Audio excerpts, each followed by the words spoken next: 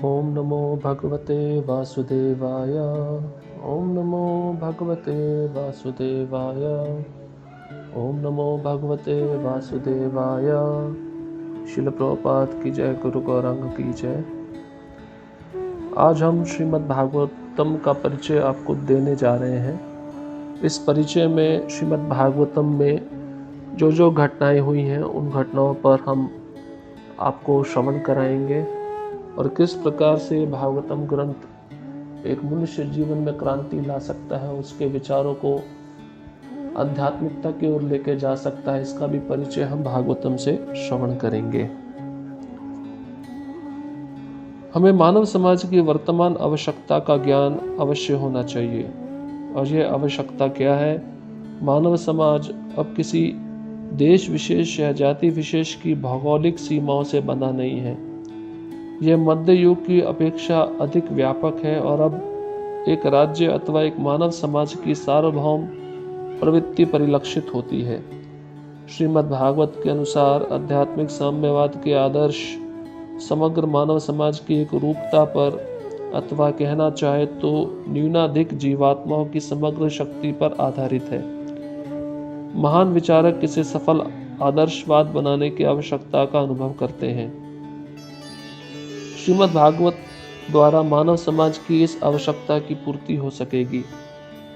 अतः इसका शुभारंभ वेदांत दर्शन के सूत्र जन्मादस्य यतः से होता है, जिससे सामान्य हित के आदर्श की स्थापना हो सके। इस समय मानव समाज विस्मृति के अंधकार में नहीं है। इसने समग्र विश्व में भौतिक सुविधाओं, शिक्षा तथा आर्थिक विकास के क्षेत्र में तेजी से प्रगति की है। श्रीमद् भागवत न केवल प्रत्येक वस्तु के परम स्तोत्र को जानने के लिए दिव्य विज्ञान है, अपितु ईश्वर से अपने संबंध को जानने और इस पूर्ण ज्ञान के आधार पर मानव समाज की पूर्णता के प्रति अपने कर्तव्य को पहचानने का दिव्य विज्ञान है। यह संस्कृत भाषा में ओजपूर्ण पठनीय सामग्री है, जिसका अब संस्कृत से अंग्रेजी में विस्तृत अनुवाद किया गया है, जिससे कि इसके सतर्क पठन मात्र से ईश्वर को भली भांति जाना जा सकेगा। यही नहीं, इसका पाठक नास्तिकों द्वारा किए जाने वाले प्रहारों से अपनी रक्षा करने के लिए पर्याप्त शिक्षित बन सकेगा। श्रीमद् भागवत का शुभारंभ परम स्तोत्र की परिभाषा से होता है। यह शील व्यासदेव द्वारा रचे वेदांत सूत्र पर उन्हीं का प्रामाणिक भाष्य है, जो क्रमशः 9 स्कंदों में विकसित होकर भागवत साक्षात्कार की सर्वोच्च अवस्था तक पहुंचता है। दिव्य ज्ञान की इस महान कृति के अध्ययन हेतु मनुष्य में जिस एकमात्र योग्यता की आवश्यकता है, वह है सावधानी से एक एक पग आगे बढ़ा जाए और किसी साधारण पुस्तक की भांति पढ़ने में कूद फांद न मचाई जाए, अपितु इसके अध्यायों को क्रम पूर्वक एक एक करके पढ़ा जाए। संपूर्ण पाठ इस प्रकार व्यवस्थित किया गया है कि पहले मूल संस्कृत पाठ, उनका अंग्रेजी लिप्यांतरण, फिर संस्कृत शब्दों के पर्याय और तब अनुवाद तथा तात्पर्य दिए गए हैं। श्रीमद् भागवत को प्रस्तुत करते हुए मैं अपनी न्यूनताओं को स्वीकार करता हूँ, किंतु फिर भी मुझे विश्वास है कि श्रीमद् भागवत के निम्नलिखित कथन के आधार पर विचारक तथा समाज के नायक इसका सम्यक स्वागत करेंगे। इसके विपरीत वह साहित्य जो अनंत भगवान के नाम, यश, रूप तथा लीलाओं की दिव्य महिमाओं के वर्णनों से परिपूर्ण है, एक दिव्य रचना है जो इस विश्व की गुमराह की गई सभ्यता के अपवित्र जीवन में क्रांति लाने के उद्देश्य से रची गई है। ऐसा दिव्य साहित्य भले ही अनियमित रूप से प्रणीत हो, किंतु उसे पवित्र एवं धर्मनिष्ठ साधुजनों के द्वारा सुना, गाया और स्वीकार किया जाता है। यह भागवत पुराण सूर्य के समान प्रकाशमान है और इसका उदय धर्म, ज्ञान इत्यादि के साथ भगवान श्री कृष्ण द्वारा निज धाम को प्रयाण करने के पश्चात ही हुआ है। जिन व्यक्तियों ने कलयुग में अविद्या के घोर अंधकार के कारण अपनी दृष्टि खो दी है, उन्हें इस पुराण से प्रकाश प्राप्त होगा। भारत का कालातीत ज्ञान प्राचीन संस्कृत ग्रंथों अर्थात वेदों में व्यक्त हुआ है, जो मानव ज्ञान के समस्त क्षेत्रों को स्पर्श करने वाले हैं। प्रारंभ में इसका संरक्षण मौखिक परंपरा द्वारा होता रहा, किंतु 5000 वर्ष पूर्व सर्वप्रथम भगवान के साहित्यिक अवतार श्रील व्यासदेव ने वेदों को लिखित रूप में प्रदान किया। वेदों के संकलन के पश्चात उन्होंने उनके सारांश को वेदांत सूत्र में के रूप में प्रस्तुत किया। श्रीमद् भागवत या भागवत पुराण स्वयं व्यासदेव द्वारा विरचित उनके वेदांत सूत्र का भाष्य है। इसका प्रणयन उन्होंने अपने आध्यात्मिक जीवन की परिपक्व अवस्था में अपने गुरु नारद मुनि के निर्देशन में किया था। वैदिक वाङ्मय रूपी वृक्ष का परिपक्व फल कहा जाने वाला यह श्रीमद् भागवत वैदिक ज्ञान का सर्वाधिक पूर्ण एवं प्रामाणिक भाष्य है। श्रीमद् भागवत की रचना कर लेने के पश्चात व्यास जी ने अपने पुत्र मुनि शुकदेव गोस्वामी को इसका सार भाग हृदयंगम कराया। तत्पश्चात शुकदेव गोस्वामी ने हस्तिनापुर में गंगा तट पर विद्वान मुनियों की एक सभा में महाराज परीक्षित को संपूर्ण भागवत सुनाया। महाराज परीक्षित सारे संसार के चक्रवर्ती सम्राट और एक महान राजऋषि थे। उन्हें जब सचेत किया गया कि एक सप्ताह में उनकी मृत्यु हो जाएगी तो उन्होंने अपना सारा साम्राज्य त्याग दिया और वे आमरण उपवास करने तथा आध्यात्मिक ज्ञान की प्राप्ति करने के लिए गंगा नदी के तट पर चले गए। भागवत का शुभारंभ सम्राट परीक्षित द्वारा शुकदेव गोस्वामी से पूछे गए इस गंभीर प्रश्न से प्रारंभ होता है। आप महान संतों तथा भक्तों के गुरु हैं, अतः मैं आपसे समस्त मनुष्यों के लिए और विशेष रूप से मरणासन मनुष्य के लिए पूर्णता का मार्ग दिखलाने की याचना करता हूँ। कृपया मुझे बताएं कि मनुष्य के लिए श्रवण, कीर्तन, स्मरण और आराधन का विषय क्या होना चाहिए और उसे क्या नहीं करना चाहिए। कृपया मुझे यह सब समझाइए। महाराज परीक्षित द्वारा पूछे गए इस प्रश्न तथा अनेक अन्य प्रश्न जो आत्मा की प्रकृति से लेकर ब्रह्मांड की उत्पत्ति के विषय तक से संबंध रखते हैं, उनका श्री शुकदेव गोस्वामी ने जो उत्तर दिया उसे ऋषियों की सभा राजा की मृत्यु पर्यंत 7 दिनों तक मंत्र मुग्ध होकर सुनती रही। जब शुकदेव गोस्वामी ने श्रीमद् भागवत की कथा को प्रथम बार सुनाया तब श्री सूत गोस्वामी जो वहीं उपस्थित थे, उन्होंने नैमिषारण्य के वन में ऋषियों की एक सभा में उसी कथा को पुनः सुनाया। जन साधारण के आध्यात्मिक कल्याण की इच्छा से ये सभी ऋषिगण आरंभ होने वाले कलयुग के दुष्प्रभावों के निवारण हेतु दीर्घकालीन यज्ञ सत्रों का अनुष्ठान करने के लिए एकत्र हुए थे। जब इन ऋषियों ने प्रार्थना की कि श्री सूत गोस्वामी वैदिक ज्ञान का सार कह सुनाए, तो उन्होंने अपनी स्मृति से श्रीमद् भागवत के सभी 18,000 श्लोक सुना दिए, जिन्हें शुकदेव गोस्वामी ने महाराज परीक्षित को सुनाया था। श्रीमद् भागवत का पाठक वस्तुतः महाराज परीक्षित द्वारा पूछे गए प्रश्नों के शुकदेव गोस्वामी द्वारा दिए गए उत्तर सूत गोस्वामी के मुख से सुनता है। कहीं कहीं सूत गोस्वामी नैमिषारण्य में एकत्र साधुओं के प्रतिनिधि शौनक ऋषि द्वारा पूछे गए प्रश्नों के सीधे उत्तर देते हैं। इस प्रकार एक साथ 2 प्रकार के संवाद सुनने को मिलते हैं। एक गंगा तट पर महाराज परीक्षित तथा शुकदेव गोस्वामी के मध्य और दूसरा नैमिषारण्य में सूत गोस्वामी तथा वहां एकत्रित साधुओं के प्रतिनिधि शौनक ऋषि के मध्य हुए संवाद। यही नहीं, बीच बीच में शुकदेव गोस्वामी महाराज परीक्षित को उपदेश देते हुए ऐतिहासिक घटनाओं का भी वर्णन करते जाते हैं। वह उन विस्तृत दार्शनिक चर्चाओं का विवरण भी प्रस्तुत करते हैं जो मैत्री तथा उनके शिष्य विदुर जैसे महात्माओं के मध्य हुई। भागवत की इस ऐतिहासिक पृष्ठभूमि को समझ लेने पर पाठक इसमें आए हुए संवादों के मिश्रण तथा विभिन्न स्तोत्रों से आई हुई घटनाओं को सरलता से समझ लेगा। चूंकि मूल पाठ में दार्शनिक वाङ्मय या ज्ञान ही महत्वपूर्ण है, काल क्रमिकता नहीं, अतः केवल श्रीमद् भागवत की विषय वस्तु के प्रति सचेष्ट रहने की ही आवश्यकता है, जिससे इसके गहन संदेश का रसास्वादन पूर्णतया किया जा सके। इस संस्करण के अनुवादक श्रील प्रभुपाद ने भागवत की तुलना मिश्री से की है। चाहे जहां से इसका रसास्वादन करें, सर्वत्र समान मिठास और स्वाद मिलेगा। अतः श्रीमद् भागवत की मधुरता का रसास्वादन करने के लिए किसी भी भाग से पढ़ना शुरू किया जा सकता है। इस प्रारंभिक रसास्वादन के पश्चात गंभीर पाठक को यह परामर्श दिया जाता है कि वह पुनः प्रथम स्कंद पर लौटे और तब श्रीमद् भागवत के विभिन्न स्कंदों को उचित क्रमानुसार एक के बाद दूसरे स्कंद को पढ़े।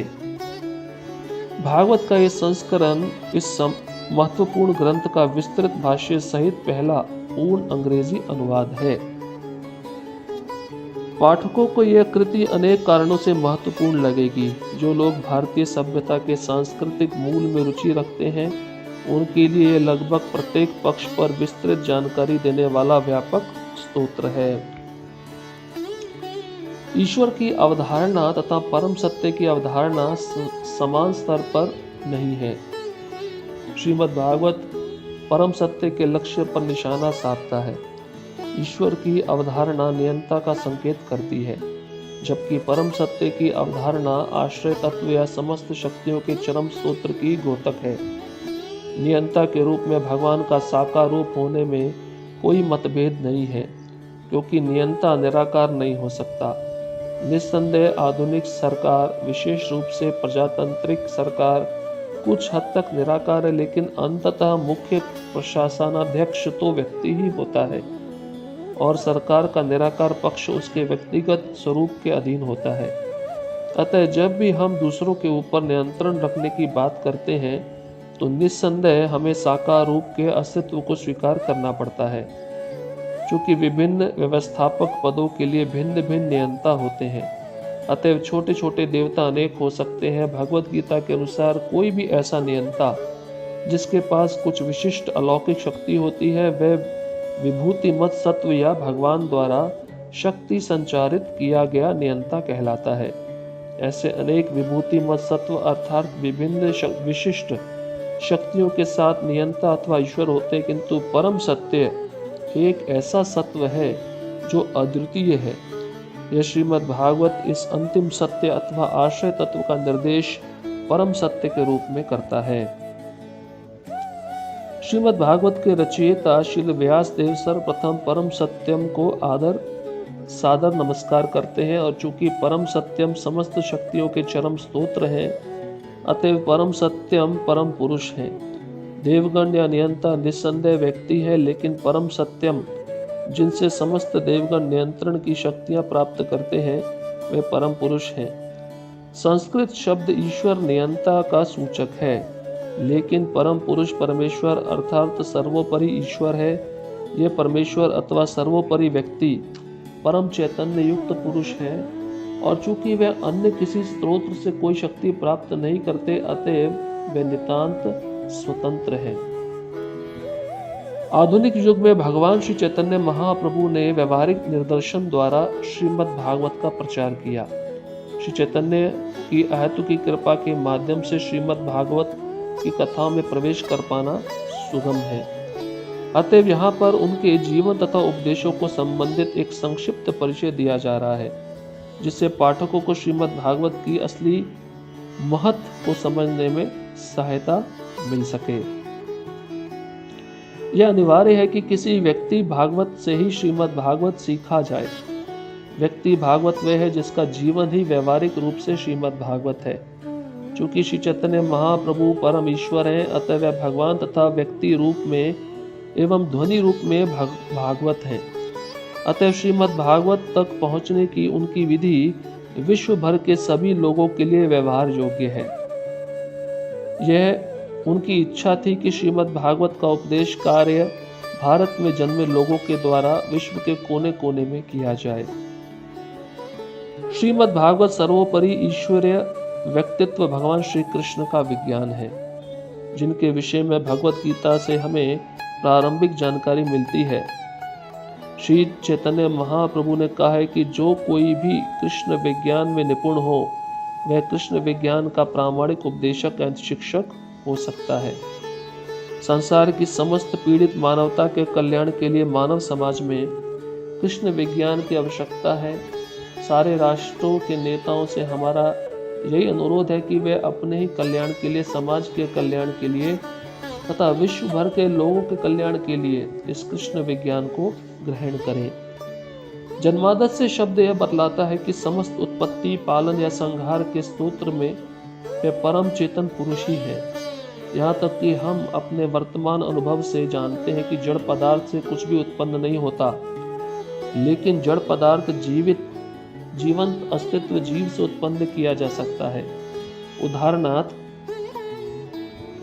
जीव के संसर्ग से ही जड़ शरीर एक कार्य करने वाले यंत्र के रूप में विकसित होता है। अल्पज्ञानी लोग इस शारीरिक यंत्र को ही जीव मान लेते हैं, जबकि तथ्य तो यह है कि जीवात्मा ही शारीरिक यंत्र का आधार है। जीवित स्फुल्लिंग के निकलते ही शारीरिक मशीन व्यर्थ हो जाती है। इसी प्रकार समस्त भौतिक शक्ति के मूल स्तोत्र परम पुरुष हैं। यह तथ्य सारे वैदिक वाङ्मय में व्यक्त हुआ है और अध्यात्म विज्ञान के समस्त भाष्यकारों ने इस तथ्य को स्वीकार किया है।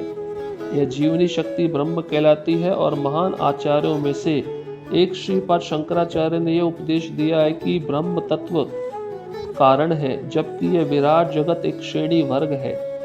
जीवनी शक्ति ही सारी शक्तियों की मूल स्तोत्र है और तार्किक रूप से भगवान को ही परम पुरुष माना जाता है। अतएव वह भूत, वर्तमान तथा भविष्य की हर बात को तथा भौतिक एवं आध्यात्मिक अपनी दोनों ही सृष्टियों के कोने कोने को जानने वाले हैं। एक अपूर्ण जीव को इसका भी पता नहीं रहता है कि उसके अपने शरीर के भीतर क्या हो रहा है। वह भोजन तो करता है, किंतु वह यह नहीं जानता कि यह भोजन किस तरह से शक्ति में बदलता है या शरीर का किस तरह पोषण करता है। जब कोई पूर्ण होता है और वह घटने वाली प्रत्येक बात को जानता रहता है, और चूंकि परम पुरुष सभी प्रकार से परिपूर्ण है, अतः यह बिल्कुल स्वाभाविक है कि वे हर बात को विस्तार से जानते हैं। फलस्वरूप पूर्ण पुरुष को श्रीमद् भागवत में वासुदेव के नाम से संबोधित किया गया है, जिसका अर्थ है वे जो अपनी पूर्ण चेतना में तथा अपनी पूर्ण शक्ति से युक्त होकर सर्वत्र रहते हैं। इन सब की विवेचना श्रीमद् भागवत में स्पष्ट रूप से की गई है और पाठक को इसका भली भांति समालोचना पूर्वक अध्ययन करने का पर्याप्त अवसर मिलता है। कहीं कहीं पर वैदिक साहित्य में ब्रह्मा को परम देव या चंद्र या वरुण जैसे देवों का स्वामी कहा गया है, लेकिन श्रीमद् भागवत से ये पुष्टि होती है कि ब्रह्मा भी अपनी शक्ति तथा ज्ञान के मामले में स्वतंत्र नहीं है। उन्हें ज्ञान की प्राप्ति उन परम पुरुष वेदों के रूप में हुई जो प्रत्येक जीव के हृदय में निवास करने वाले हैं। वे परम पुरुष प्रत्येक वस्तु को प्रत्यक्ष एवं अप्रत्यक्ष रूप से जानते हैं। ऐसे सूक्ष्मति सूक्ष्म जीव जो परम पुरुष के अंश स्वरूप है, भले ही अपने शरीरों या अपने बाह्य लक्षणों के बारे में प्रत्येक बात को प्रत्यक्ष या अप्रत्यक्ष रूप से जान ले, किंतु परम पुरुष अपने बाहरी तथा भीतरी दोनों लक्षणों के बारे में हर बात को जानते हैं। तो इस प्रकार से आज हमने श्रीमद् भागवतम का परिचय आपको दिया। अब हम अगले कक्षा में श्रीमद् भागवतम के प्रथम स्कंद से प्रथम अध्याय को प्रारंभ करेंगे। श्रील प्रभुपाद की जय, गुरु गौरांग की जय।